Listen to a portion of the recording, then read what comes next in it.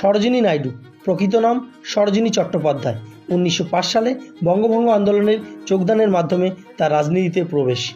এছাড়া 1920 সালে অসহযোগ আন্দোলন, 1930 সালে আইন অমান্য আন্দোলন এবং 1942 সালে ভারত ছাড়ো আন্দোলনের মতো গুরুত্বপূর্ণ আন্দোলনে নেতৃত্ব দিয়েছিলেন।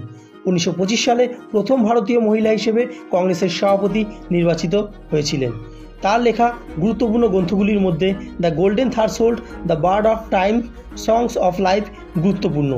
1931 সালে দ্বিতীয় গোলটেবিল বৈঠকে গান্ধীজি এবং মদন মোহন মালব্যের সঙ্গে তিনিও যোগদান করেছিলেন।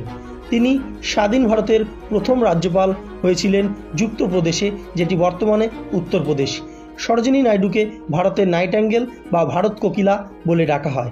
তার কন্যা পদ্মজা নাইডু পশ্চিমবঙ্গের রাজ্যপাল হয়েছিলেন 1956 সালে। এই মহান স্বাধীনতা সংগ্রামী এবং কবিকে আমরা প্রণাম জানাই।